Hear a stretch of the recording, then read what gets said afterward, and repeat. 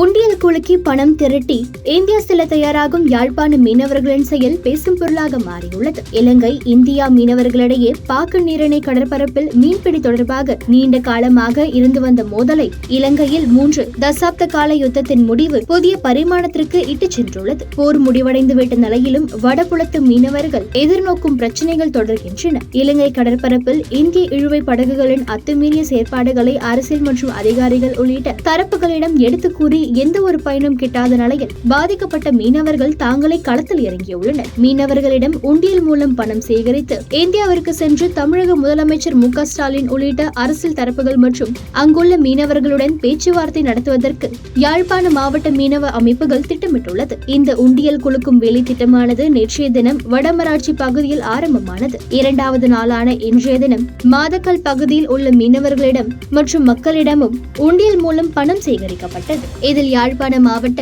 கடற்றொழிலாளர்கள் சங்கங்களின் சமாசங்களின் உப தலைவர் அந்தோனிய பிள்ளை, பிரான்சிஸ் ரத்னகுமார், மாரிசன் கூடல் மற்றும் கடற்றொழிலாளர் கூட்டுறவு சங்கத்தின் தலைவர் அந்தோனி பிள்ளை ஞானப்பிரகாசம் வலி, தென்மேற்கு கடற்றொழில் சங்கங்களின் சமாச தலைவர் அந்தோனி பிள்ளை மரியதாஸ், மாதக்கல் மீனவ அமைப்புகளின் பிரதிநிதிகள் ஆகியோர் கலந்து கொண்டுள்ளனர்.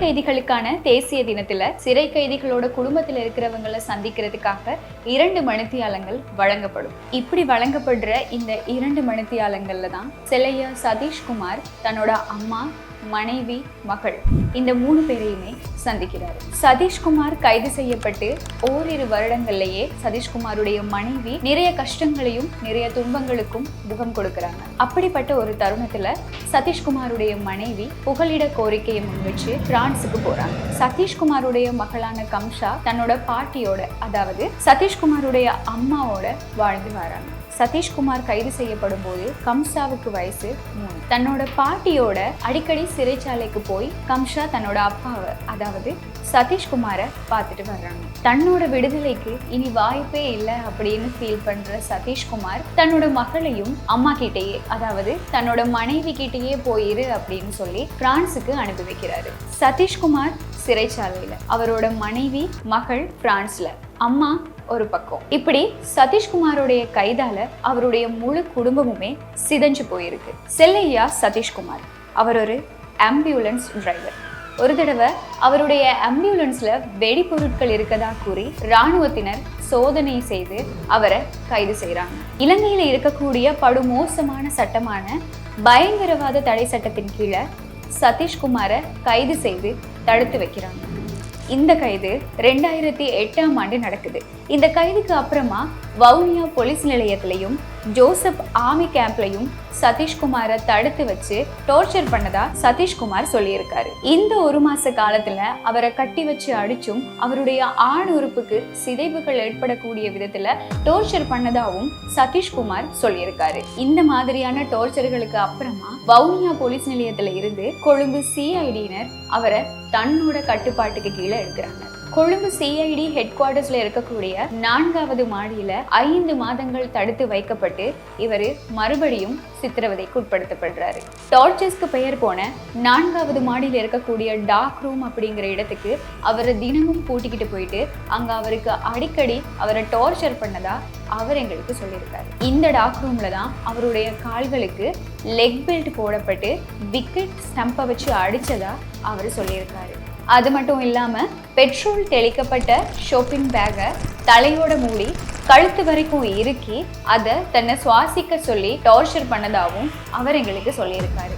இந்த லெக் பெல்ட் சித்திரவதைக்கு உள்ளாகிறவங்க 3 மாத காலப்பகுதிக்குள்ளேயே தன்னுடைய கண் பார்வையை இழந்துருவாங்களாம். இப்படி 3 மாத காலத்துக்குள்ள கண் பார்வை இழக்கப்பட்டுருச்சு அப்படின்னா அதிகாரிகள் சித்திரவதை தான் செஞ்சிருக்காங்க அப்படிங்கிறது கண்டுபிடிக்கப்பட்டுரும். இந்த ஒரே காரணத்துக்காக இந்த லெக் பெல்ட் சித்திரவதைக்கு அப்புறமா அந்த கைதியை அவங்க மாடிப்படியில ஓட விடுவாங்களாம். அப்படி ஓடுறது மூலமா அவங்களுடைய இரத்த ஓட்டம் அப்படிங்கிறது மறுபடியும் சீராகும். இது மூலமா அவங்களுடைய கண் பார்வை இழக்கப்படாது அப்படின்னு சதீஷ் சொல்லியிருக்காரு.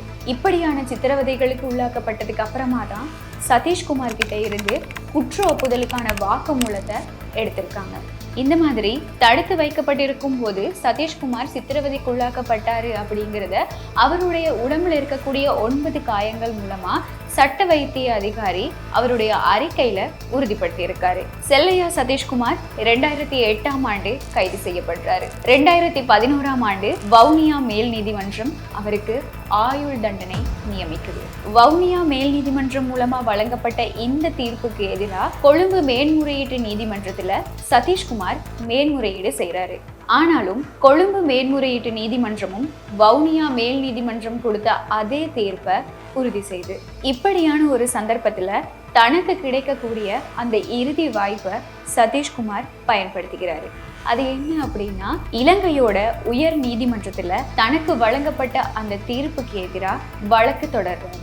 இந்த வழக்கு தொடர்பா இலங்கையோட முன்னணி ஜனாதிபதி சட்டத்தரணி ஒருவர் சதீஷ்குமாருக்காக ஆஜராகிறாரு. இந்த வழக்குக்காக சதீஷ்குமார் கிட்ட இருந்து கணிசமான ஒரு பணத்தொகையையும் அந்த ஜனாதிபதி சட்டத்தரணி வாங்கிக்கிறாரு. இப்படிப்பட்ட ஒரு பின்னணியில பிரான்ஸ்ல இருக்கக்கூடிய சதீஷ்குமாருடைய மகள் தன்னுடைய அப்பாவை ஜனாதிபதியோட பொது மன்னிப்புக்கு கீழே விடுதலை செய்யணும் அப்படின்னு சொல்லி தொடர்ந்து போராடி வர்றாங்க. இந்த விடயம் தொடர்புல சதீஷ்குமாருடைய மகள் ஜனாதிபதிக்கு ரொம்பவே உருக்கமான கடிதங்களையும் எழுதி அனுப்பியிருக்காங்க. மகள் ஒரு பக்கம் தன்னோட அப்பாவோட விடுதலைக்காக இப்படி போராடிக்கிட்டே வரும்போது அப்பாவும் சும்மா இல்லை. தன்னோட விடுதலைக்காக மட்டும் இல்லாம அங்க இருக்கக்கூடிய தமிழ் அரசியல் கைதிகளுடைய விடுதலைக்காகவும் தொடர்ந்து அவரும் சிறைச்சாலைக்குள்ளேயே இருந்து போராடி வர்றாரு. சிறைச்சாலைக்குள்ள இருந்தாலுமே கூட சதீஷ்குமார் 6 புத்தகங்களை எழுதியிருக்காரு, 3 பாடநெறிகளை நிறைவு செய்திருக்காரு. செல்லையா சதீஷ்குமார் கைது செய்யப்பட்டு 15 வருஷத்துக்கு அப்புறமா ஜனாதிபதியுடைய விசேட பொது மன்னிப்புக்கு கீழே அவரு விடுதலை செய்யப்படுறாரு.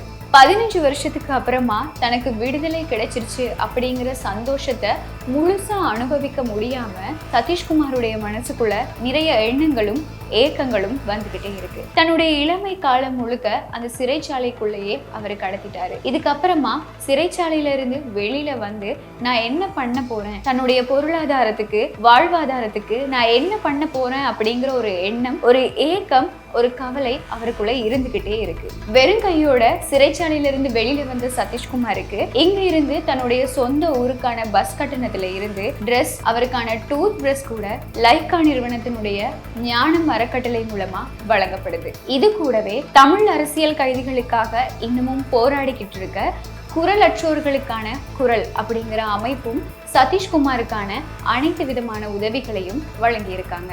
ஜனாதிபதியோட விசேட பொது மன்னிப்புக்கு கீழே சிறைச்சாலையிலிருந்து விடுதலை பெற்று வெளியில வந்த சதீஷ்குமார் 16 வருஷத்துக்கு அப்புறமா தன்னுடைய மகளையும் மனைவியையும் சந்திக்கிறதுக்காக பிரான்ஸுக்கு போனார்.